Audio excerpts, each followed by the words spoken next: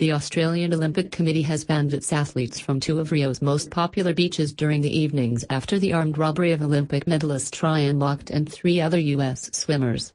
Lochte and fellow teammates Gunnar Benz, Jack Conger and Jimmy Figan were heading home from a party Sunday night when robbers posed as police, stopped their taxi and took their money. Lochte said one of the robbers put a gun to his forehead. All four swimmers are safe and are cooperating with the police investigation. An International Olympic Committee spokesman initially said reports of the robbery were absolutely not true at a press conference Sunday.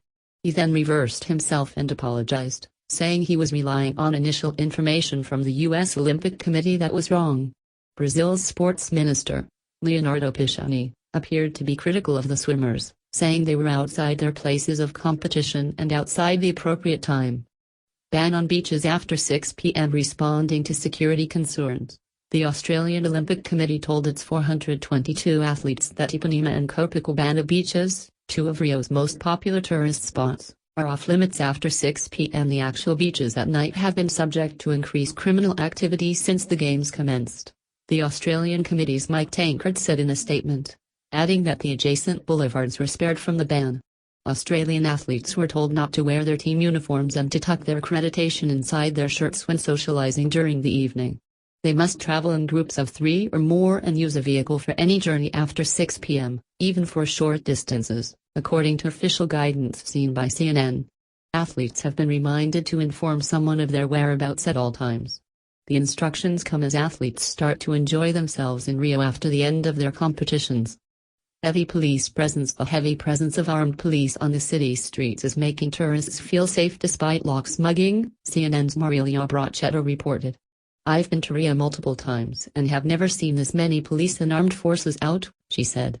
Military and civil police are out in full force in the trains, subways, venues and streets. You see military jeeps driving around all the time with men with huge guns in them.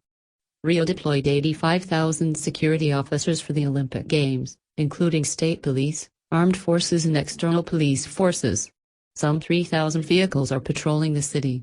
Speaking to tourists near Ipanema and Copacabana beaches late Sunday after news of the mugging, Bracchetto said that visitors to Rio feel overwhelmingly secure.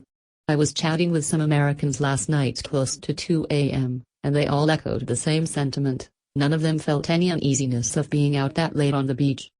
I've spoken to a lot of people from Australia, Russia, and they all said the same thing.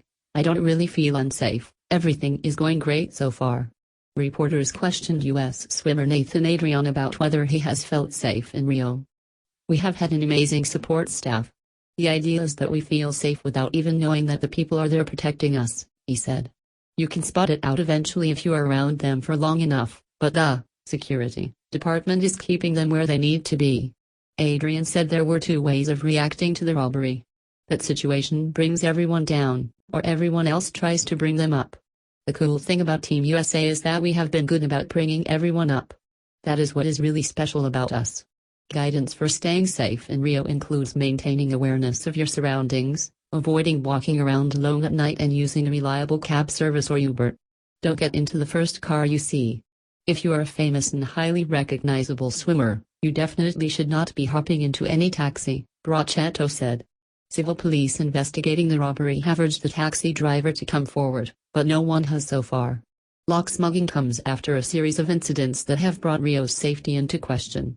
A Paralympic athlete was mugged at gunpoint in June, and a few days before the opening ceremony, Australian Olympians were robbed after the fire evacuation of their building in the Olympic Village. The window of a media van was smashed by an unidentified object, and 2 stray bullets were found at the equestrian site. The Olympic security chief was reportedly attacked as he left the opening ceremony, and a National Force officer was shot dead after straying into the notorious Vila do João favela by mistake. There have been various incidents over the past week that isolated aren't a big deal, but when you look at it in the context that we've had a security incident almost every day, it paints a more troubling picture, Bracchetto said.